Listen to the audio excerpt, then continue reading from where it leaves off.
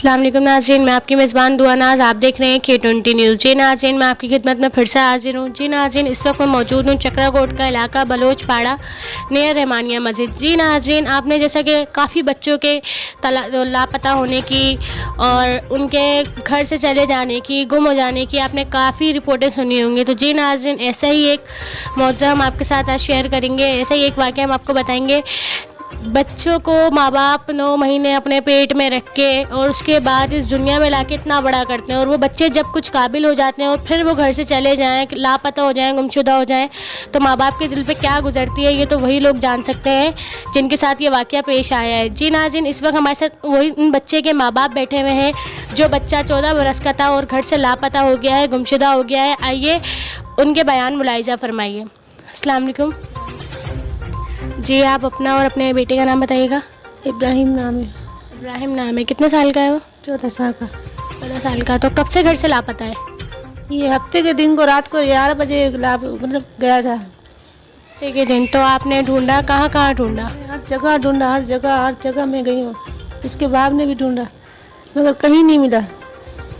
तो आपने इनको ढूंढा, कोई भी रिस्पॉन्स आपको नहीं मिला? नहीं। तो आप जो लोग देख रहे हैं आपकी उनसे क्या अपील है, क्या गुजारिश है? मैं कह रहा हूँ मेरे बच्चे को कहीं से भी ला के दे मेरे। अच्छा, तो वो पढ़ते कहाँ थे? मतलब क्या उनकी हॉबी क्या थी, क्या करते थे वो? जिस टाइम वो गायब हुए हैं, घर से गए, उस वक्त वो कहाँ मौजूद थे, क्या कर रहे थे? वो घर पे बैठा हुआ था। बाप ने बोला उसको रात को बाहर नहीं जाया कर, आराम घर पे आराम कर। फिर वो चला गया बस नाराज होके। बात कुछ भी नहीं थी, बस यही बात थी। उसने बोला पेपर आ रहे हैं स्कूल के, बेटा याद करो, सबक याद करो, स्कूल में पेपर आ रहे हैं, फिर फेल आ जाओगे।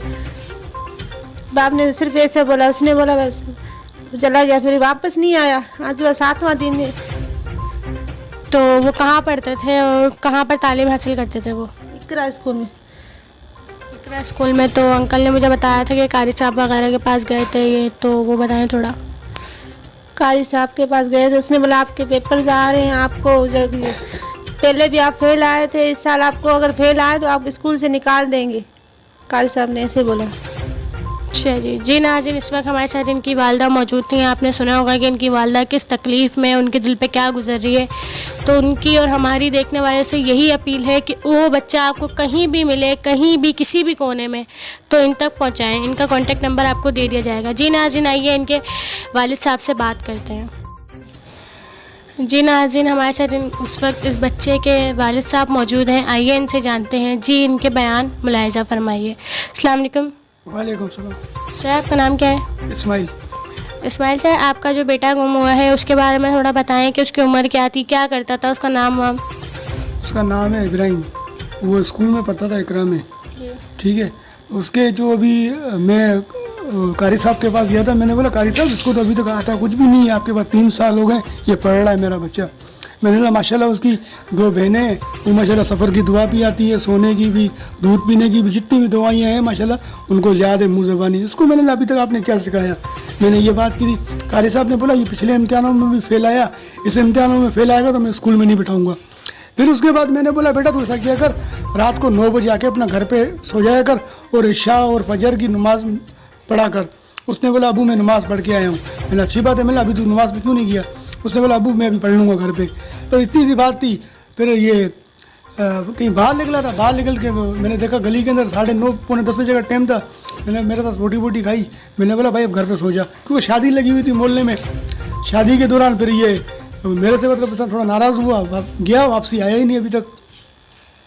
तो आपके देखने वालों से क्या अपील है?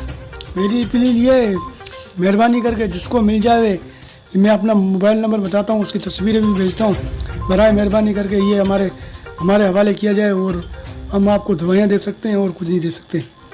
जी, आप अपना कॉन्टेक्ट नंबर हम तक पहुँचा दें ताकि जिसको भी मिले वो तो आप तक पहुँचा सकें। तो अपना राब्ता बता दें। मेरा नाम है इस्माइल, मैं खुद रिक्शा ड्राइवर हूँ। ठीक है, मेरा रिक्शा चलाता हूँ। मेरा मोबाइल नंबर है 0305 23 36 208। ये मेरा कॉन्टेक्ट नंबर है, ये व्हाट्सअप नंबर भी है। जी शुक्रिया। नाज़रीन, इस वक्त मैं मौजूद थी चक्राकोट कोरंगी बलोचपाड़ा नियर रहमानिया मस्जिद। जैसा कि आपने सुना कि इनके माँ बाप इस वक्त बेहद परेशान हैं, उनके दिल पे क्या गुजर रही है कोई महसूस नहीं कर सकता।